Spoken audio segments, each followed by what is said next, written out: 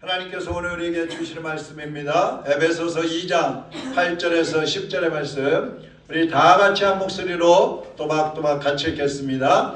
너희는 그 은혜에 대하여 믿음으로 말미암아 구원을 받았으니 이것은 너희에게서 난 것이 아니요 하나님의 선물이라. 행위에서 난 것이 아니니 이는 누구든지 자랑하지 못하게 함이라. 우리는 그가 만드신 바라 그리스도 예수 안에서 선한 일을 위하여 지으심을 받은 자니, 이 일은 하나님이 전에 예비하사 우리로 그 가운데서 행하게 하심이니라. 아멘. 하나님 아버지, 오늘도 주님이 주실 말씀을 기대합니다. 사모합니다. 말씀하여 주시옵소서. 저희들의 심령이 겸손하게 주님의 말씀을 받고 그 말씀대로 살아서 하나님이 기뻐하시는 열매를 맺는 주의 백성들로 살게 하여 주시옵소서. 종의 입술도 주장하여 주시고 성령님께서 이 시간에 하시고자 하는 말씀만을 전하게 하여 주시옵소서. 예수 그리스도의 이름으로 기도하옵나이다. 아멘. 우리 주변에 보면 질병이나 사고로 인해서 전신이 마비되고 눈꺼풀만 움직일 수 있고 혹은 말만 하는 그런 사람들이 있습니다.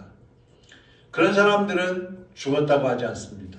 살아서 분별하고 볼 수 있고 말할 수 있고 의사소통이 되기 때문에 죽었다고 하지 않죠.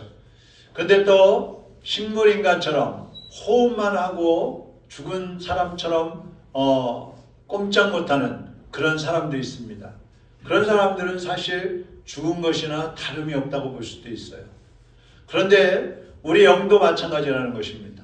우리 육신만 그런 것이 아니라 어떤 사람은 그 영이 살아서 활발하게 활동하고 움직이고 하나님의 일을 하지만, 어떤 사람은 영적인 식물 인간처럼 아무것도 하지 못하고 살아가는 사람들도 있다는 것이죠.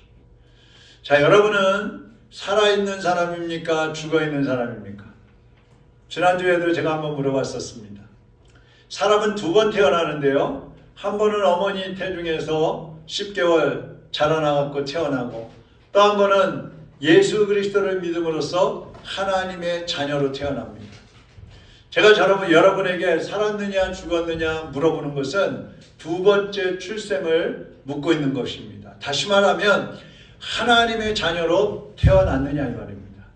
여러분의 영은 살아있느냐 이 말씀입니다. 자, 우리의 영이 살아있는지 죽었는지 지금 한번 이제 점검을 해보도록 하겠습니다. 첫 번째는 예수님을 믿어야 살아있는 사람입니다. 어떤 사람이 살아있는 사람이라고요? 예수님을 믿어야 살아있는 사람이에요. 세상에서 가장 보람되고 중요한 일, 우리가 이 세상에 태어나서 죽기 전까지 우리에게 가장 중요하고 보람 있는 일은 예수 그리스도를 구주로 믿고 구원받는 일입니다. 여러분, 세상에 태어나서 금수저로 태어났다, 흙수저로 태어났다 그런 얘기 하잖아요. 금수저로 태어나가지고 아무것도 육신적으로 부족한 것이 없고 떵떵거리면서 살다가 인생을 떠날 때 어디로 가느냐, 이것이 중요한 것이에요. 내가 이 세상에서 어떻게 살아가느냐, 그것이 중요한 것인데 사실 세상에서의 삶은 잠깐이에요. 많이 살아봤자 100년, 110년, 120세 이 정도까지 살 수 있어요. 근데 세상을 떠나는 순간에는 영원한 세계로 들어가야 된다는 것이죠. 그 영원한 세계는 지옥일 수도 있고 천국일 수 있습니다. 지금 이곳에서, 이 땅에서 우리가 어떻게 사느냐에 따라서 우리가 갈 곳이 정해지는 거예요. 천국에 갈 것인지 지옥에 갈 것인지 그것이 정해지고, 거기에 한번 들어가면 이제 영원히 거기서 살아야 되는 것입니다. 그렇다고 한다면 우리가 이 땅에서 사는 것은 바로 내세에 들어가기 위한 준비라고 할 수가 있는 거죠. 세상에서는 잠깐 살지만 천국에 가서 지옥에 가서는 영원히 죽지 않기 때문에 이 땅에서 어떻게 사느냐에 따라서 우리가 갈 내세가 정해지고 거기에 들어갈 수 있는 자격이 주어진다는 것이죠. 그래서 이 세상을 살아가면서 가장 중요한 일은 무엇이라고요?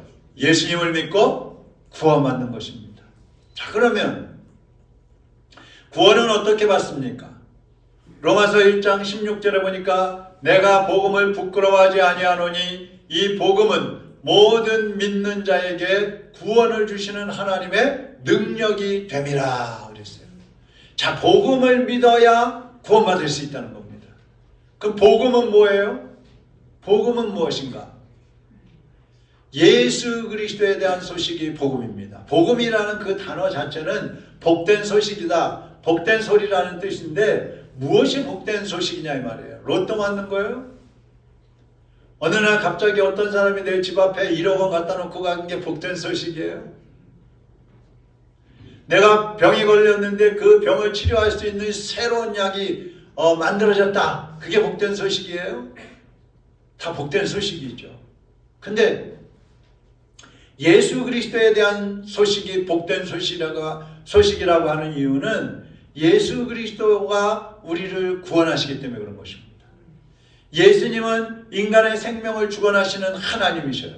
그런데도 죄악에 눌려서 죽어있는 우리를 살리기 위해서 예수님이 오셨고 십자가에 못 박혀 죽으셨다가 3일 만에 부활하십니다. 그리고 죄를 회개하고 예수 그리스도를 구주로 믿는 사람들에게 구원을 주시는 거예요. 생명을 주시는 거예요. 그래서 예수 믿는 것이 복된 소식이라는 것입니다. 지금 여러분이 교회에 나와 있어도 생명의 주인이신 예수 그리스도를 믿지 않고 있다면 사실 우리에게는 구원의 소식이 없는 거예요. 우리 영혼은 살아있지 못한 것입니다. 죽음이라는 것은 제가 많이 말씀드렸는데 죽음이라는 건 분리되는 거예요. 우리가 육신이 죽었다 그러면 내 몸속에 있는 영혼이 내 몸에서 빠져나가는 것을 죽은 것이라고 하는 거예요. 그래서 영적으로 죽었다고 한다면 하나님과 분리되어 있는 사람은 영혼이 죽어 있는 겁니다. 육신은 살아있지만 영은 죽어 있단 말이에요. 하나님을 알지 못해요. 영원한 천국을 믿지 못하고 그것에 갈 자격이 없기 때문에 죽은 것이나 다름없는 거예요. 그런데 구원받는 것도 우리가 어떻게 구원을 받느냐? 내가 나 구원받고 싶어요. 나 예수님 믿고 싶어요. 그런다고 해서 믿어지느냐? 사실은 그것도 아니에요. 오늘 본문 8절 같이 한번 읽어보겠습니다. 시작. 너희는 그 은혜에 의하여 믿음으로 말미암아 구원을 받았으니 이것은 너희에게서 난 것이 아니요 하나님의 선물이라. 자, 우리가 믿음으로 말미암아 예수 그리스도를 믿음으로써 구원을 받는데 이 믿음도 하나님의 선물이라는 거예요. 하나님의 선물. 그러니까 구원받은 성도는 하나님께 가장 큰 선물을 받은 거예요. 그러니까 얼마나 감사합니까? 그리고 아직까지도 구원받지 못했다고 한다면 그 사람은 하나님의 선물을 받지 못한 것이기 때문에 오늘 예수 그리스도께서 우리를 찾아오시고 우리를 만나주시고 우리에게 믿으라고 하나님의 말씀을 증거해 주실 때에 그 말씀을 받아들임으로써 하나님의 믿음의 선물, 구원의 선물을 받으시기를 주님의 이름으로 축원합니다. 병원에 입원해 보면은요, 모든 사람이 다 아프잖아요. 그 사람들의 마음도 다 약해져 있어요. 그래서 어떤 사람들에게 예수님 믿으시죠? 그럼 어떤 사람들은 믿겠다고 금방 받아들이는 사람이 있어요. 어떤 사람은 예수님 믿으라 그러면 미지근하게 뜨뜻미지근하게 반응이 그런 사람들이 있어요. 그 받아들이지 않는 사람들은 어쩔 수 없잖아요. 그러면 오면서 예수님 믿으십시오. 교회 나가십시오. 어려울 때 하나님을 찾으십시오. 그렇게 얘기를 해주고 나올 수밖에 없어요.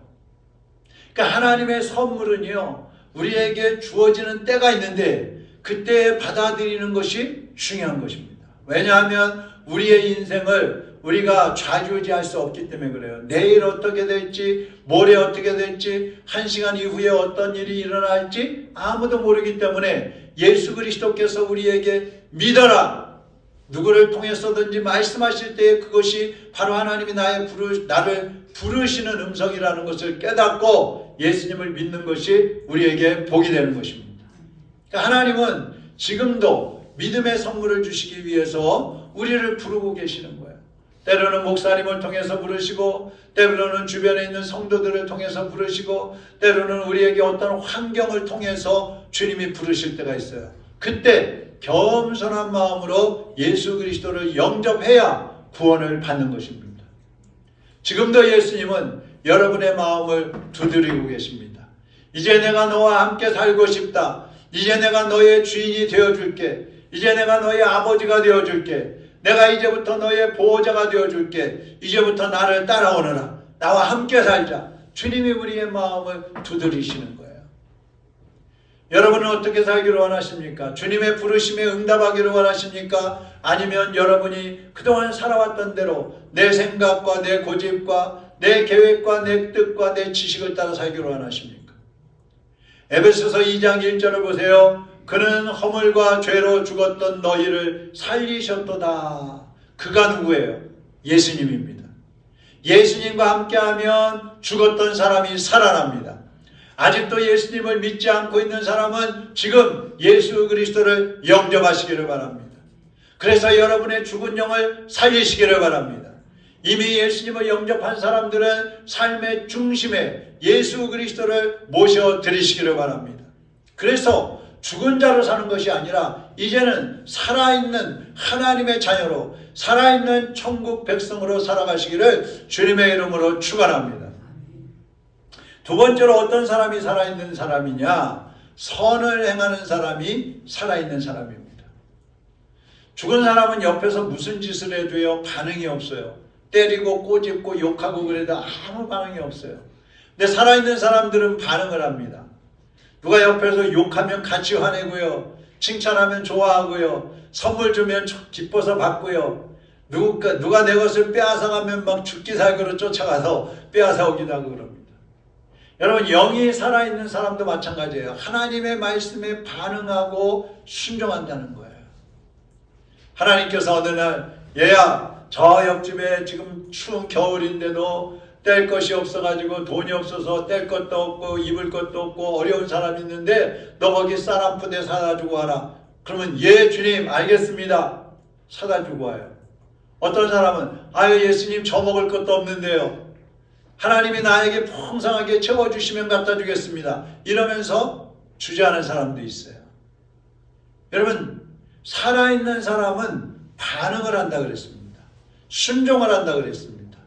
죽은 사람은 거부합니다. 그리고 자신이 원하는 대로, 자신이 살아왔던 대로 살아가고 싶어 합니다. 하나님께서 감동을 주시는데 내 개인의 일 때문에, 내 사정, 내 환경 때문에 하나님의 뜻을 불순종한다면 그것은 죽어 있는 것입니다. 죽은 시체는요, 물에다가 띄우면은 그냥 둥둥 떠내려갑니다.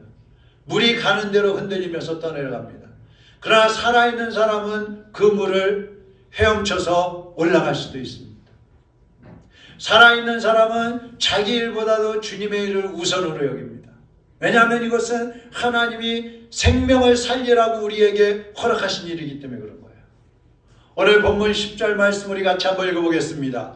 우리는 그가 만드신 바라 그리스도 예수 안에서 선한 일을 위하여 지으심을 받은 자니. 아멘. 자, 무엇을 위해서 하나님이 우리를 창조하셨어요? 무엇을 위해서 우리를 구원하셨을까요? 선한 일을 위해서.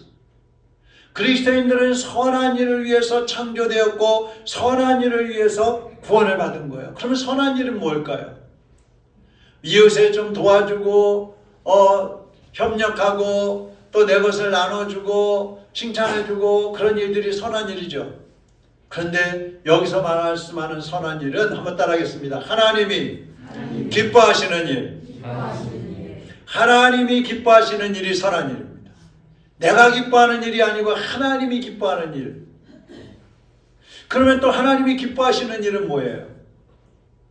그것을 알아야지 할 거 아니에요. 하나님이 기뻐하시는 일, 오늘 말씀드리려고 하는데 여러분 하실 겁니까? 안 하실 겁니까? 아유, 무슨 얘기를 할지 몰라갖고 대답을 안 하시네. 혹시 집에 있는 거 다 갖다가 누구 주라 그럴까봐 그냥. 자, 하나님이 기뻐하시는 일이라는 것은 개인적으로는요, 따라하겠습니다. 예배와 경건생활. 하나님 우리 개인적으로 하나님이 기뻐하시는 일, 하나님이 원하시는 일은 예배하고 경건하게 생활하는 거예요. 요한복음 4장 23절에 보세요. 아버지께 참되게 예배하는 자들은 영과 진리로 예배할 때가 오나니 곧 이때라. 아버지께서는 자기에게 이렇게 예배하는 자들을 찾으시느니라. 하나님이 찾으시는 분이 어떤 사람이에요? 예배하는 사람. 하나님은 찬송하고 예배하고 하나님께 나와서 경배하는 그런 사람을 찾으신다 이 말이에요. 히브리서 13장 15절에도 보면 그러므로 우리는 예수로 말미암아 항상 찬송의 제사를 하나님께 드리자. 이는 그 이름을 증언하는 입술의 열매니라 그랬어요. 찬송도 예배라 그랬어요. 우리가 이렇게 모여서 하나님 앞에 예배하는 것만 예배가 아니라 집에서 찬양하는 것도 예배예요. 길을 가면서 찬양하는 것도 예배예요. 그 찬양은 입술의 열매라 그랬어요. 하나님은 여러분이 날마다 찬송하면서 하나님께 예배하는 예배자로 살기를 원하시는 것입니다. 요즘에 우리가 살기가 어렵잖아요. 사람들이 다 살기 어려우니까 주의를 지키지 못하는 경우가 많이 생깁니다. 그런데 한 번 빠질 때는 마음이 좀 찜찜해요. 오늘 예배 드려야 되는데 또 빠졌네. 하나님 앞에 죄송하네. 근데 반복되다 보면은 당연한 것처럼 생각되는 거예요. 당연한 것처럼. 난 직장 때문에 오늘 예배 못 가니까 뭐 하나님 이해하시겠지. 난 공부하는 것 때문에 예배 못 가니까 하나님이 알아주시겠지. 나는 행사가 있어서 오늘 예배 빠지니까 괜찮아. 다 합리적으로 자신에게 합리화시키고 이유를 달아서 괜찮다고 생각하는 거예요. 근데 그 어떤 것도 성도의 본분인 예배에 대해서 대신할 수 없다는 것입니다. 여러분이 하나님을 기쁘시게 할 때 하나님께서도 여러분이 기뻐하시는 일을 하시는 거예요. 우리 개인적으로는 예배와 경건생활 이것을 통해서 하나님을 기쁘시게 할 수 있어요. 그러면 대외적으로 하나님이 기뻐하시는 일은 뭘까요? 그것을 따라하겠습니다. 구제와 전도. 구제와 전도예요. 내가 하나님께 드리는 것 예배와 경건생활을 한다면 이웃을 위해서 세상을 위해서 할 수 있는 것은 구제와 전도입니다. 영원한 사망인 지옥에서 구원해 주실 수 있는 분은 예수 그리스도밖에 없다. 근데 나는 그 예수님을 믿고 구원을 받았어요. 그런데 내 가족들, 내 친구들, 내 이웃들은 아직까지도 구원받지 못하고 아직까지도 예수님에 대해서 소식을 듣지 못하고 있어요. 그런데 어떻게 해요? 나 혼자만 예수 믿고 천국 가겠다고요? 그것은 이기적이죠. 하나님께서 원치 않으시는 겁니다. 그래서 우리는 전해야 되는 거예요. 예수님을 전하는 것입니다. 여러분이 전해야 사람들이 듣고 구원을 받을 수 있는 거예요. 그래서 우리는 기회만 되면 사람들에게 상담하고 위로하고 격려하고 또 도와주고 구제하고 그러면서 예수 그리스도를 전하는 것입니다. 이렇게 우리 주변 사람들에게 우리 이웃들에게 예수 그리스도를 전하고 이제 해외에 나가서 또 선교하고 있는 그분들을 돕고 그분들을 협력함으로써 선교에도 동참을 해야 되는 것입니다. 그래서 때로는 우리가 나갈 수 있다면 나가서 헌신하고 단기 선교도 하고 그리고 또 못 나가게 되면 기도하고 헌금하면서 함께 해주는 거예요. 우리 시각장애인 목회자로 구성된 소리비중 창단 여러분 아시잖아요. 그 소리비중 창단에 한 목사님 교회에서는 성도들 3가정이 목사님이 주일 오후에 다른 교회 나가서 찬양하고 말씀 전하러 간다고 교회를 비운다고 교회를 3가정이 떠나버렸대요. 참 가슴이 아파요. 그래서 그 목사님이 나는 이제부터 주일 오후에는 절대로 교회 비우지 않겠습니다. 그렇게 선포했대요. 그래서 주일날 오후에 어디서 이제 찬양해달라 그러면 가지도 못한다고 얘기가 왔어요. 오후에 예배 드리는 것도 아니고 목장 모임 이렇게 성도들의 모임을 할 수 있도록 그렇게 하고 가는데도 내 교회 목사님이 나가서 복음을 전하고 찬양으로 복음을 전하고 말씀으로 복음을 전하는데 그것을 기뻐하고 협력하고 함께하지는 못할 망정 그것 때문에 가로막고 교회를 떠나버린다니까. 이것이 한편으로는 정말 그만큼 목사님을 사랑하는 걸까? 그만큼 우리 교회 목사님을 사랑하고 또 나는 예배에 전념한다는 그런 마음일까? 아니면 교회를 비우는 그 자체가 싫어서 우리 교회만 섬겨달라고 그러는 것일까? 저도 좀 생각이 되더라고요. 참 안타까웠어요. 오늘 오후에 저희 또 찬양하러 가야 되는데 여러분 중에 그것 때문에 교회 떠나실 분 계십니까? 아니, 교회 떠난다 그러면 목사가 어떻게 나가겠어요? 가지 말아야지. 그럼 뭐 전도하러도 가지 말고 선교하러도 가지 말고 교회에만 있어야지. 초대교회에서는요, 사도들이 기도하고 말씀 전하는 일에 전무하기 위해서 구제하는 일을 집사님들을 뽑아가지고 맡겼어요. 그런데 여러분도 아시지만 초대교회 집사들은요, 구제만 하는 게 아니에요. 사도들하고 똑같이 나가서 선교를 했어요. 전도를 했어요. 그러다가 스데반 집사님 같은 사람들은 돌에 맞아서 순교하기까지 했잖아요. 구제와 선교는 모든 성도들에게 주어진 사명인 것입니다. 그러니까 여러분도 주일 오후에 어디 전도하러 간다, 뭐 어느 교회 간증하러 간다 그러면 가세요. 구제도 물질만 하는 게 구제가 아니에요. 절망하는 사람들에게 소망을 주는 것도 구제이고, 가난한 사람들에게 돈으로 도와주는 것도 구제이고, 교회나 이웃을 위해서 몸으로 봉사하고 섬기는 것도 다 구제예요. 상대방이 필요로 하는 것을 채워줌으로써 그 사람이 예수 그리스도의 사랑을 느끼고 그 사람이 예수님께 돌아와서 구원받게 해주는 것, 그것이 다 전도요 구제인 거예요. 하나님이 그것을 기뻐한다 이 말씀입니다. 제가 좋아하는 말씀 중에 예전에도 좋았지만 지금 점점점 좋아지는 말씀이 있는데, 고린도후서 5장 15절입니다. 제가 자주 말씀드렸죠. 한번 같이 읽어보겠습니다. 그가 모든 사람을 대신하여 죽으심은 살아있는 자들로 하여금 다시는 그들 자신을 위하여 살지 않고 오직 그들을 대신하여 죽었다가 다시 살아나신 이를 위하여 살게 하려 함이라. 자, 무슨 얘기예요? 제가 다시 읽어볼게요. 예수님이 모든 사람을 대신하여 죽으심은 살아있는 자들로 하여금, 그러니까 예수 믿고 구원받은 사람들로 하여금 다시는 그들 자신을 위하여 살지 않고 오직 그들을 대신하여 죽었다가 다시 살아나신 예수를 위하여 살게 하려 함이니라 이 말씀이에요. 잘하지는 못하지만 주님이 나를 위해서 죽으셨기 때문에 이제 내가 주님을 위해서 죽기로 살겠습니다.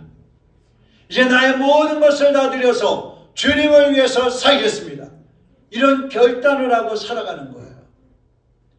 이번에 다니엘 기도회 지난 목요일까지 진행이 됐었잖아요. 아마 참석하신 분들, 여기 참석하고 교회는 못 나오셔도 유튜브로 보고 하신 분들 다 은혜 받으셨을 줄 아는데, 저도 그 간증을 들으면서 은혜 받은 것이 있어요. 우리 금요일 날 잠깐 나눴었는데, 감사하지 못할 일은 없다. 첫 번째. 거기 나온 분들 보면 다 고통을 통과한 사람들, 고난을 통과한 사람들, 죽음의 질병을 통과했고 죽을 것 같은 그런 환경을 통과한 사람들이에요. 하나님의 은혜로. 그 다 감사하는 거예요. 우리도 마찬가지죠. 우리도 지금 뭐 죽을 것 같아 나는, 그런 사람들 누가 있어요? 우리 중에는 없잖아요. 그런데도 입만 열면 죽겠어, 힘들어, 못 살겠어, 잘 안 돼. 하나님이 그 말씀을 들으시면서 어떠시겠어요? 가슴이 아프실 것 같아요. 가슴이. 그래서 우리는 다른 사람들과 비교해 보면 감사하지 못할 일이 없다. 거기다가 우리는 구원받았으니까 절대적으로 감사해야 된다는 것이죠. 또 두 번째로는 더 내려놔야 되겠다는 것입니다. 내가 주장할 수 있는 것들 주장하지 않고, 내가 소유할 수 있는 것들 더 내려놓고, 하나님께 드릴 수 있다면 더 드리는 삶을 살아야 되겠다. 사실 우리 교회 이전하기 위해서 지난 1년 동안 우리가 계속 기도해 왔잖아요. 저도 기도하면서 고민이 많았죠. 이제 교회를 매각하고 이전하게 되면 어떻게 해야 되나. 근데 매각을 해도 우리가 재정적으로 막 넉넉하게 그렇게 매각이 되는 게 아니기 때문에 사택도 얻어야 되고 교회당도 또 얻어야 되고, 그런 이중적으로 우리가 이제 물질을 사용을 해야 되는데, 그만큼 여유는 없고. 근데 제 생각 속에 항상 같이 들어가는 생각이 사택을 구해야 되고 교회를 구해야 되고, 이 사택을 구해, 지금은 이제 4층에 있으니까 그런 염려를 안 하는데 이사를 가면 사택이 있어야 되잖아요. 그 염려가 사실은 같이 되는 거죠. 그래서 재정이 이제 매각이 되면 어떻게 사용해야 되나 그런 고민을 계속 해왔는데, 이번에 단위의 기도회를 하면서 그 고민을 내려놓기로 했어요. 사택 하나님이 주시는 대로 가자. 교회가 우선이다. 예배당을 먼저 준비해 놓고 하나님이 인도하시는 대로 가면 된다. 그 확신이 왔어요. 그래야 하나님이 더 빨리 인도해 주실 것 같아요. 하나님께서 나의 삶을 책임져 주고 계시는데 우리는 앞서가면서 고민을 하는 거죠. 어떻게 해야 되지? 이렇게 할까? 저렇게 할까? 계획 세우고 계산하고 막 그러다 보니까 머리만 빠져, 머리만. 몸에 병만 생기는 거예요. 마음은 짓눌리는 거예요. 그런데 하나님께 맡기고 오늘까지도 우리 아까 찬양했잖아요. 감사하신 하나님, 에베네셀 하나님, 살아계신 하나님, 여기까지 인도하셨고 장래에도 인도하실 하나님, 그 에베네셀 하나님을 찬양했잖아요. 그러면 우리는 그 하나님께 그 찬양한 것처럼 맡기고 가면 되는데 자꾸 내가 앞서가면서 고민하니까 문제가 더 꼬이게 되는 거예요. 그래서 이제 맡기고 가기로 했습니다. 하나님이 뭐 월세에 살라 그러면 월세에 살아야 되고, 장막에 살아, 천막에 살으라 그러면 천막에 살아야 되고, 뭐 알아서 컨테이너 갖다 놓고 살으라 그러면 그렇게 살아야 되고. 하나님이 기뻐하시는 일이라면 우리는 거기에 초점을 맞추고 살아가야 된다는 말씀입니다. 주님이 나를 위해서 죽어주셨으니까 이제는 내가 주님을 위해서 목숨까지 내놓고 살아가는 것이 마땅하다 이 말씀입니다. 제가 소리비춤 장단을 하는 이유도 그거예요. 사실 한 달에 막 2번씩 모이고 11월 달 같은 경우는 뭐 한 달에 한 4번 정도는 가는 것 같아요. 어디를. 12월 달에도 찬양하러 말씀 전하러 몇 번 가야 되는데 사실은 시간도 많이 뺏기고 뭐 여러 가지 힘든 것도 많이 있어요. 그런데 하나님이 기뻐하시니까, 주님이 기뻐하신 일을 하는 것, 그것은 다른 누구보다도 나 자신에게 복이 되는 것입니다. 여러분 자신에게 복이 되는 거예요. 내가 저 사람한테 뭔가를 주는 것 같잖아요. 근데 사실은 주는 것보다 내가 더 많이 받는다는 사실을 깨달아야 됩니다. 선한 일을 하면은요, 어디서도 얻을 수 없는 큰 기쁨이 우리의 마음을 막 뒤덮게 되는 거예요. 그러면 기쁨이 내 속에서 막 솟아나오면은요, 내 영혼도 내 몸도 건강해지는 거예요. 그러니까 모든 사람은 예수 그리스도를 믿고 그 영이 살아 일어나야 되는 것입니다. 그리고 살아있는 사람들은 주님 말씀에 영적으로 적극적으로 힘을 다해서 반응하고 순종해야 되는 것입니다. 하나님이 기뻐하시는 삶을 사는데 우리의 삶의 초점을 이제부터 맞춰가야 되는 거예요. 이 시간 여러분 중에 예수님을 믿지 않는 분이 있다면 오늘 예수 그리스도를 믿음으로 영접하시기를 바랍니다. 주님이 여러분을 부르고 계시는데 그 부르심에 응답하시기를 바랍니다. 하나님이 여러분의 아버지가 되어주시고 영원토록 여러분과 동행해 주시는 것입니다. 혹시 예수님을 믿고 집사도 되고 권사도 되고 교사도 되고 뭐 회장도 되고 임원도 되고 많은 일을 맡았는데도 불구하고 아직까지도 하나님이 기뻐하시는 일에 초점을 맞추지 못하고 살고 있다면 이제 오늘 이 시간에 나도 이제 하나님이 기뻐하시는 일에 내 삶의 모든 것을 드리면서 헌신하면서 살겠다는 결단을 하시기를 바랍니다. 마태복음 25장 21절 같이 읽겠습니다.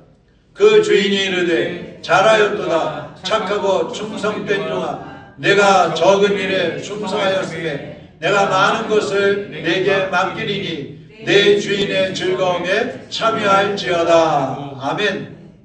하나님은요, 가난한 사람, 외로운 사람, 슬픈 사람, 장애인들, 이 작은 자 한 사람에게 하는 것을 주님께서 기뻐하셔요. 영광을 받으셔요.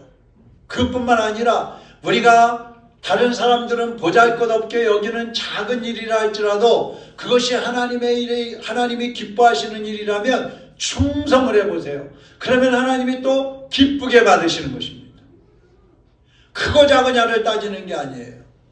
많이 했느냐 조금 했느냐를 따지는 게 아니에요. 하나님은 작은 소자 한 사람에게 한 것, 그것을 기쁘게 받으시고 적은 일에 충성한 것, 그것을 또한 기뻐하시는 것입니다.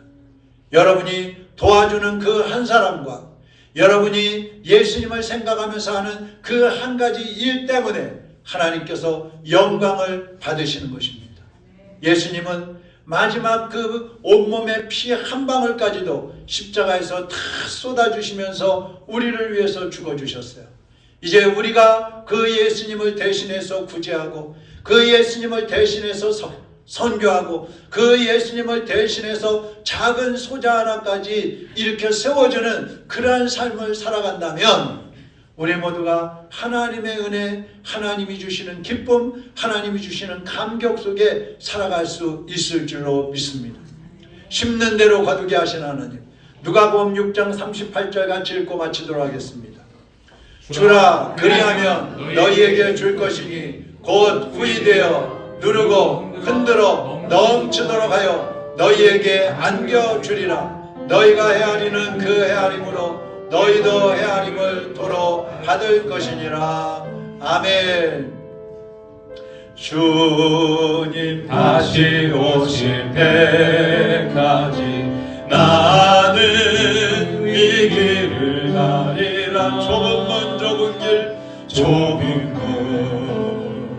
좁은 길 나의 십자가 지고 나의 가는 이 길 끝에서 나의 가는 이 길 나는 주님을 보리라. 나는 주님을 보리라. 영광의 내 주님 나를 맞아주시리. 주님 다시 오실 때까지 주님 다시 오실 때까지 나는 일어나 달려가리라. 주의 영광 온 땅 덮을 때 나는 일어나 노래하리. 내 사모하는 주님 온 세상 구주시라. 내 사모하는 주님 영광의 왕이시라. 기도하겠습니다. 주님이 가신 그 길은 좁고 험한 길입니다. 울퉁불퉁하고 협착하고 가시가 있고 돌짝밭입니다. 걸어가기 힘듭니다. 하나님의 일은 하다 보면 힘이 들어요. 희생을 해야 돼요. 고난이 찾아오기도 합니다. 그러나 여러분, 그 길 끝에 주님이 우리를 기다리고 계시는 겁니다. 맞아주신다고 했습니다. 그 주님의 품에 안기기 위해서 우리는 좁은 길도 헤쳐나가야 합니다. 가시밭길도 헤쳐나가야 됩니다. 그래야만 우리 앞에 평탄한 길이 열려지고 주님이 두 팔 벌리고 기다리고 계시는 것입니다. 오늘 이 시간 우리가 주님을 위해서 살겠다고 결심하는 건 힘들 수 있어요. 고난이 기다리고 있을 수도 있어요. 희생이 기다리고 있을 수도 있어요. 그렇지만 여러분, 주님이 우리를 위해서 그 생명까지 다 내어주셨잖아요. 이제는 우리가 주님을 위해서 살면 우리에게 풍성하고 부정함이 없는 영원한 천국이 기다리고 있는데, 우리가 그것을 알면서 어떻게 이 땅 위에서 우리가 원하는 대로만 살겠어요? 어떻게 내 욕심과 내 정욕대로만 살겠습니까? 이제 내려놓고 주님이 기뻐하시는 일을 위해서 우리의 삶을 누리기로 결심합시다. 주님이 우리를 부르시는데 예수 그리스도를 나의 구원의 주님으로 모셔드리겠다고, 마음에 영접하겠다고 결심합시다. 그리고 하나님이 기뻐하시는 선한 일을 하는 하나님의 일꾼으로 살겠다고 이 시간 결심하며 하나님 함께 기도하도록 하겠습니다. 기도합니다. 하나님 아버지, 주님 다시 오실 그날까지 우리가 믿음으로 걸어가기를 원합니다. 우리의 앞길에 하나님께서 허락하신 구원의 길, 생명의 길이 열려 있는데, 이제 우리는 눈앞에 닥쳐있는 환경을 바라보고 내 욕심과 내 정욕을 따라 살아가면서 하나님을 기쁘시게 하는 것이 아니라 하나님을 슬프시게 하는 삶을 살아오고 있지 않았는지요. 주여, 이 시간에 예수님을 우리 구원의 주님으로 영접하게 하여 주옵시고 우리의 삶의 주인으로 모시고 살게 하여 주시옵소서. 그래서 이제는 하나님이 기뻐하시는 하나님의 일을 하는 일꾼들로 살기를 원합니다. 좁은 길, 험한 길, 가시밭길이라도 주님이 우리를 기다리고 계시니 주님이 우리를 맞이한다 하셨사오니 그 주님을 바라보며 믿음으로 달려가는 하나님의 자녀들이 되게 하여 주시옵소서. 하나님께서 우리에게 허락하신 삶을 기쁨으로 살게 하여 주옵시고 감격 속에 살게 하여 주옵시고 하나님의 사랑 안에 온전히 거하는 믿음의 원성들이 다 될 수 있도록 인도하여 주시옵소서. 사랑하는 주님, 좁은 길, 좁은 문이라 할지라도 그 길 끝에 주님이 계시다면 우리는 그 길을 가겠습니다. 그 문을 통과하겠습니다. 때로는 가시에 찔릴 수도 있습니다. 때로는 가다가 넘어질 수도 있습니다. 때로는 좁은 길이라 너무 힘들어 지칠 수도 있습니다. 그렇지만 주님이 우리를 두 팔 벌리고 기다리고 계시니 그 주님을 향하여 우리의 발걸음을 멈추지 않고 걸어가겠습니다. 달려가겠습니다. 주님께서 우리의 손을 붙잡아 주시옵소서. 선한 일을 하는 하나님의 일꾼들로 승리의 삶을 살게 하여 주시옵소서. 예수 그리스도의 이름으로 기도하옵나이다. 아멘.